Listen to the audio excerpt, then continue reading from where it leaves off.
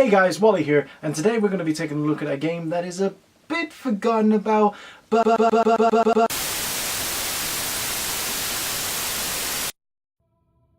It was around at the beginning of 2018 when the Doctor Who movie was finally put on trial.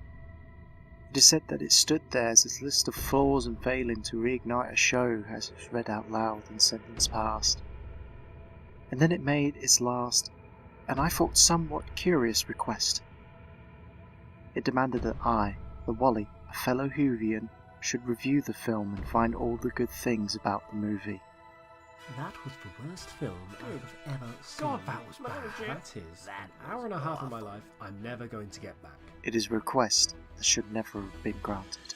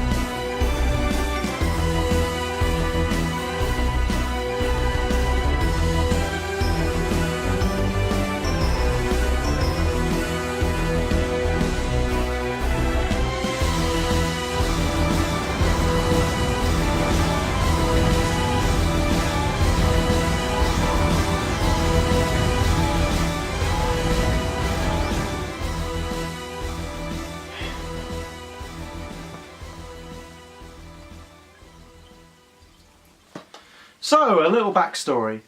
In 1963, an idea was pitched to the BBC to tell a story about an old man in a blue box travelling throughout space and time with his granddaughter and some school teachers, who is an alien and can change his appearance when the body is, well, dying. Throw in some brilliant creative writing, monsters, villains and aliens into the mix, and the rest is history. Until, sadly, in 1989, after 26 seasons under its belt, the show was cancelled. But it was attempted to be brought back in 1996, not only the BBC, but also Universal Studios and 20th Century Fox, making this a first British/American/Canadian film to bring the show back. Sadly, that didn't happen, as the movie got pretty mixed reviews and the show was once again stuck onto the shelf to gather dust. Until 2005, when it was finally revived and all was well. So let's not waste any more time and find out why this movie didn't work out as well as it should have. So we begin with an opening narration. It was on the planet Skaro that my old enemy, the Master, was finally put on trial. Wait, so the Daleks themselves captured the Master and instead of, exterminate him on the spot, put him on trial? Okay. Should take his remains back to our home planet, Gallifrey.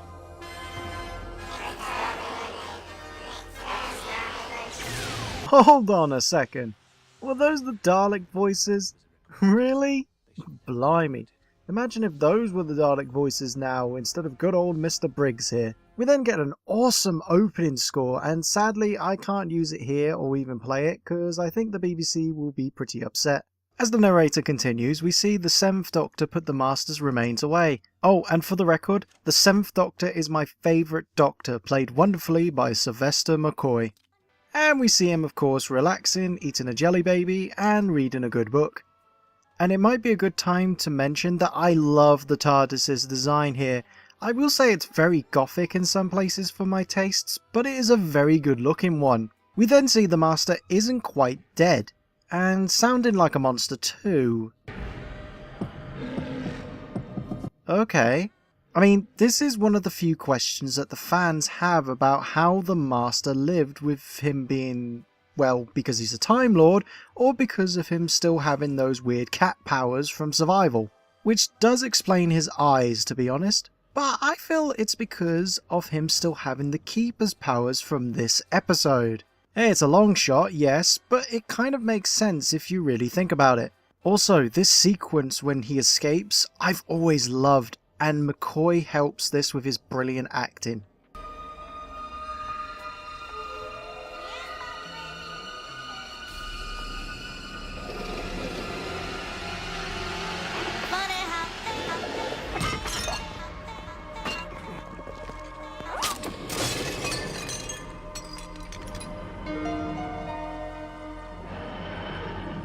Oh, still gives me chills to this day. We then see the Master's slime creature form? Wait, what?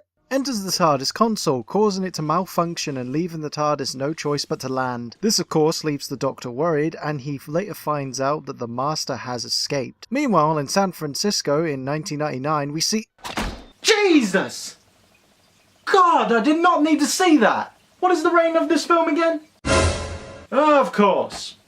Well, after that, we see that a gang war is going on, and this character named Chang Li is played by Yi Ji So. Bet I didn't pronounce his name right. And something tells me that it ain't looking good for him until...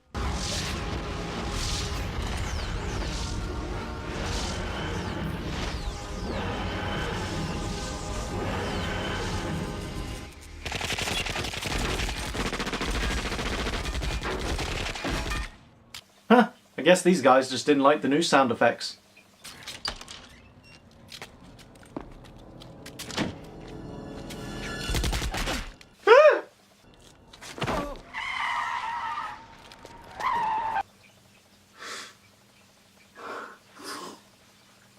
Excuse me a minute.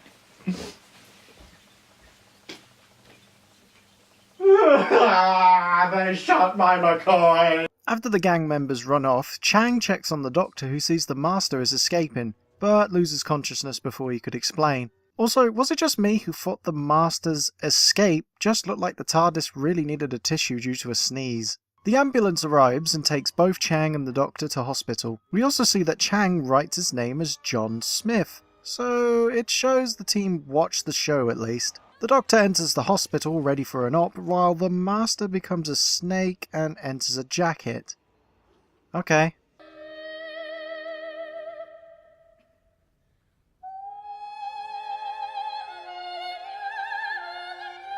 Well, that was, drastic change of pace. But really, this is Dr. Grace Holloway, played by Daphne Ashbrook, who is also the Doctor who will be operating on our favourite Time Lord, and whose boyfriend she left to do her job is promptly pissed by this, where we get this lovely moment. Listen, I'm on call. What do you expect me to do? Ignore it? No. No, Brian, don't say that. Listen, just wait until I get home. Brian? Ugh. Sorry. Oh, no, don't apologise, dear. He's not important. So we see them getting ready for the operation while listening to Madame Butterfly, which I've always found weird why surgeons do that during operations. Don't they need to concentrate during this? I mean, I guess it's to kind of calm them, but a person's life is on the line here. Shouldn't they be more focused on that? Anyway, hearing this song wakes the Doctor up, and he tries to explain to them to stop as he's not human, and then... He's under. I forgot about that bit! And of course, it doesn't take long for something to go wrong during the operation. And sadly, it doesn't end well.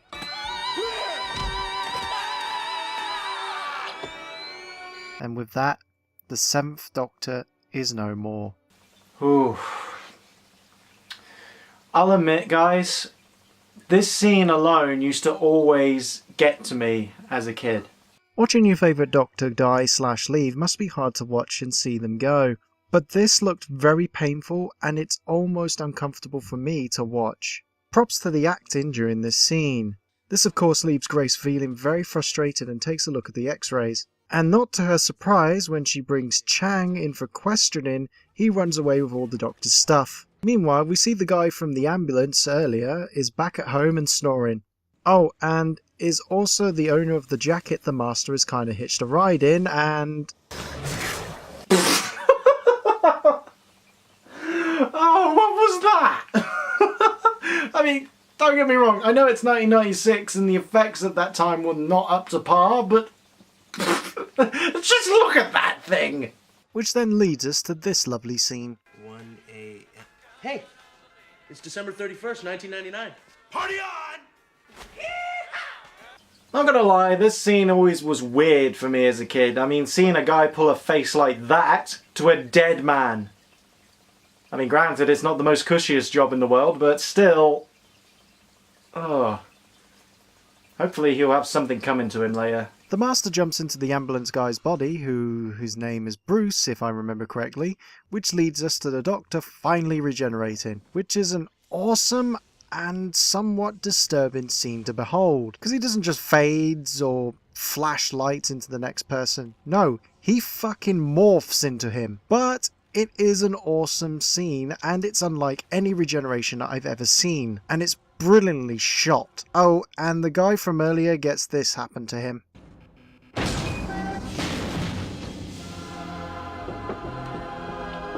my God! God, no!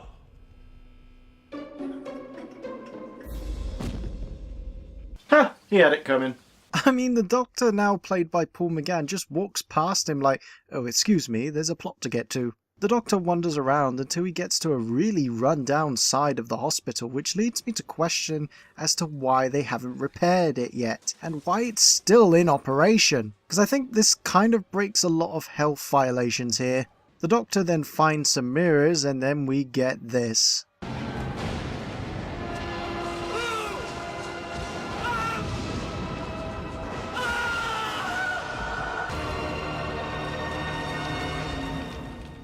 And please do not ask me why he's posed like Jesus in the long shot, because I have no clue. We then see the Doctor somehow looking through people's unlocked lockers to find some clothes, with a little nod to Tom Baker thrown in there. We then see the Master is now in full control of Bruce's body and talking to himself about taking over the Doctor's body. Then kills Bruce's wife. I mean, he chokes her and then she falls, so I don't know, I guess she's dead. Sounds like you saw the guy who stole the body. He was wearing a shroud and a JD tag on his toe. Somehow, I don't think the second coming happens here. Really? Then what was this shot for? We then see the Doctor is still feeling a little disoriented and slowly regaining his memory. Oh God! Lady, how much do I have to pay you to never do that to me again? We then see Grace's boss for some reason destroys the X-rays of the Doctor's just so he doesn't lose Grace? Maybe? I don't know. Believe me, I know what is best for all of us. What was he? How can we learn from him?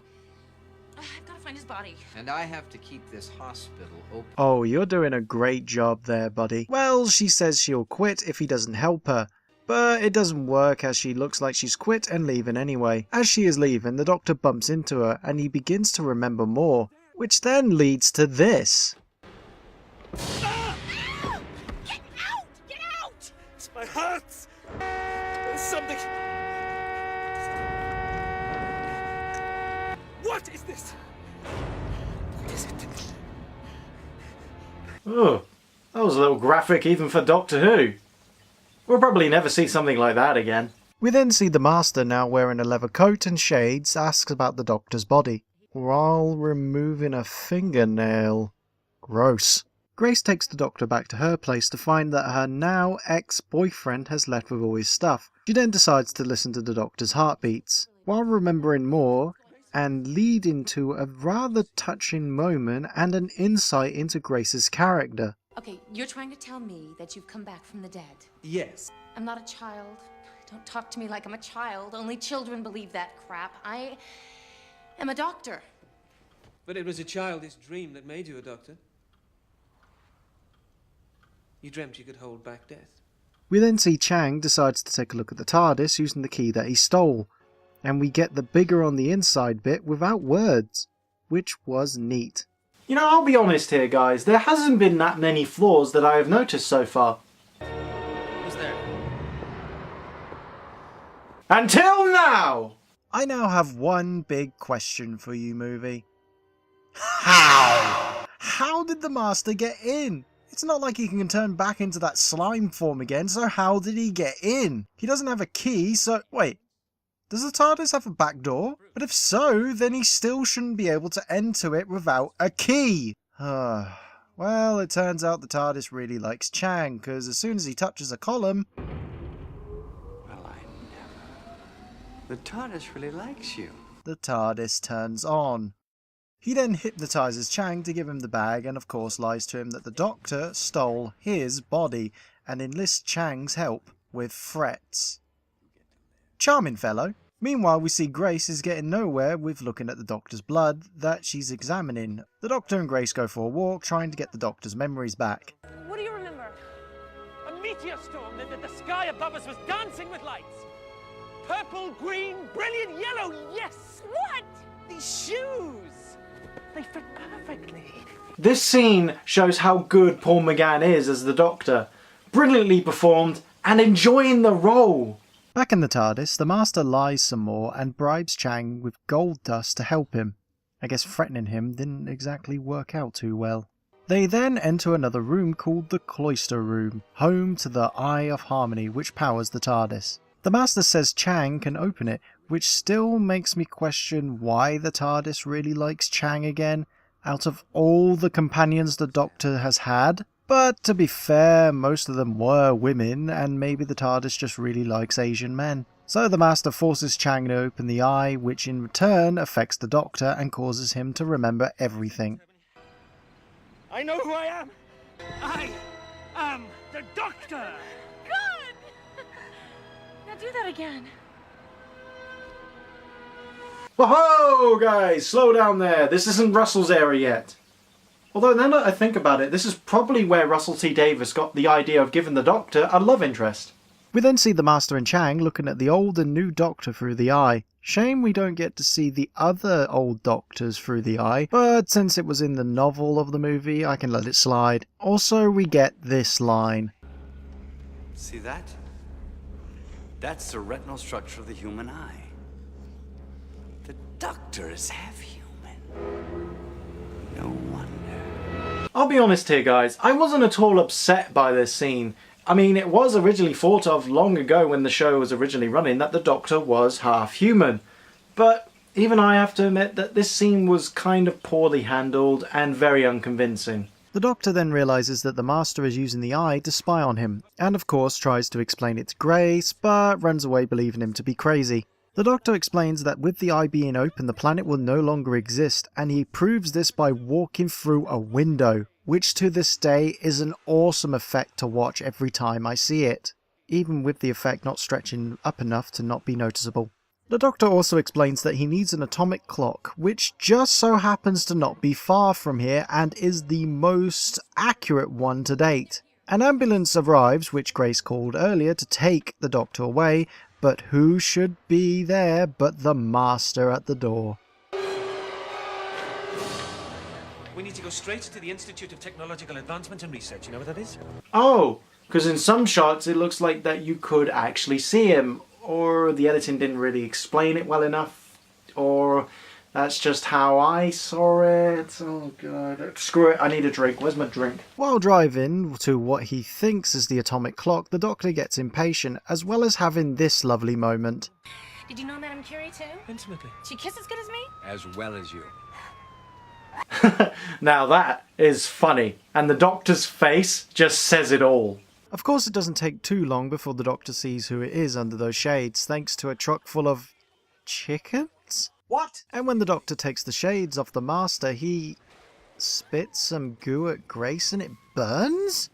Okay, what the hell? He's never been able to do that. I mean, I know I mentioned earlier about the cat powers and the Keeper, but this? Okay, fine. They get away after the Doctor blinds the Master, and after giving a policeman a jelly baby, they take his bike and get away, with the Master and Chang close behind. Pointless dramatic bike hop? So they finally arrive at the institution and see that the Master and Chang have already arrived before them. They meet the guy who invented the clock, Professor Wag, does the half-human thing again, grabs the part that he needs, meets someone who's famous, who is a fictional character, and escapes heading back to the TARDIS. They enter and place the device into the TARDIS and close the eye. Oh, they did it. Huh, well that was easy. Come on. Oh no. What? I have a horrible feeling we're already too late.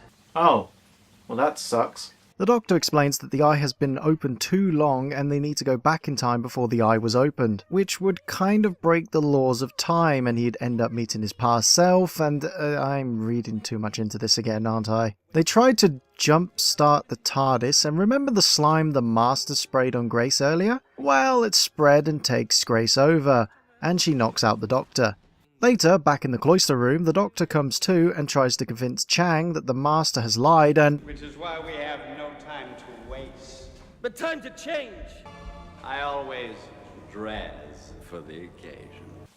I kind of think that's Bruce talking. Well, that's good, because any minute now it shall cease to exist. What's the time? Time enough for me to get my body, get out of here, and take Lee with me. Lee is the son I have always yearned for. Oh my god! That face! That is the best face of I need an adult I've ever seen. I mean, just look at him! He doesn't know what to make of it! Oh god. Jesus! What is with all the jump cuts? While we're in that, the Doctor finally convinces Chang that the Master is lying, mainly due to him slipping up that he kind of hinted about him wasting all of his lives himself, which then leads to the Master snapping his neck. Geez, I'm surprised the TARDIS isn't pissed about him killing Chang, but you know, there's a plot to get to. The Master then brings the real Grace back by kissing her? Okay. Then uses her to reopen the eye, when I thought only Chang could do it because the TARDIS really likes him. Also, what is that? Come on, man, have some dignity. Thanks to this, both the Master and the Doctor's minds are now linked, and he begins to take over the Doctor's body. The Doctor tells Grace to head back to the console room to reroute the power, and before anything ends and the Master looks like he's won, Grace jump starts the TARDIS and it takes off. Grace returns and tries to free the Doctor, but in doing so breaks the link between him and the Master, and he pushes Grace off, killing her. And so the final fight between the Doctor and the Master begins, and it ends with the Master jumping right at him, which lets the Doctor blind him with one of the poles, and he falls into the eye. The Doctor, of course, tries to save him, but he refuses, and the Master is consumed by the eye, leaving the Doctor with a somber victory, as both Grace and Chang are dead. You know, this scene shows real potential, as the Doctor can't save everyone.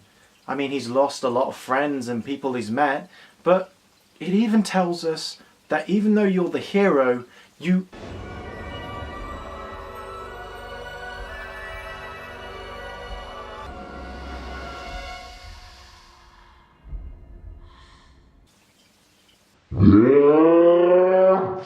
No! I refuse to believe the TARDIS / the Eye of Harmony can do that! This isn't just like Overwatch with Mercy coming in to save the day with a res. No. I mean, if it could do that all this time, why didn't it do it to all the other companions that have passed on? This just comes out of left field, and I feel like it's just there because the writer wanted a happier ending.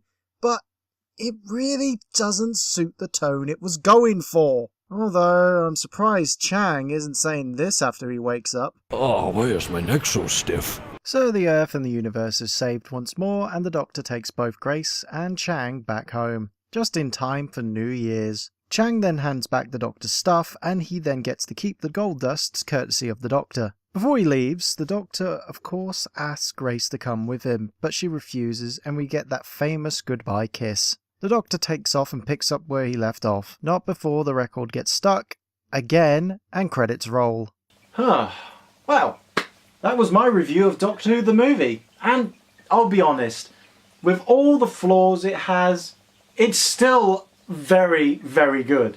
I mean, the things like the Doctor being half human, its overall flow, and some of the writing can be a bit cheesy at times, and its constant need to scare the living shit out of me. And don't get me started with the whole Eye of Harmony res thing and the Master's abilities to do the impossible. It's a very good movie, with some very good acting from everyone, especially Paul McGann, and it's a shame that this didn't really restart the show, because it has a lot of potential to it, and I think Paul McGann would have made a brilliant Doctor too. In fact, he still is, because his adventures continue thanks to a little company known as Big Finish, where they've made a whole load of audio adventures which are now canon thanks to this little special. So if you want to get to know his Doctor a little bit more, go to their website and buy the first couple of his season. Seriously, it's at a cheap price and well worth it. Well, this certainly was a nice change of pace. Not awful, but a good movie. It may have flaws, but still enjoyable to watch. And I recommend it to anyone. I mean, how can you forget Paul McGann's performance as the Doctor, let alone Sylvester McCoy handing the torch over? So, yeah, this was pleasant to rewatch again. Now then, where was I? Ah yes, I'm back. So many reviews to do. Games, movies. Well now, it's high time I get back into it and finish my...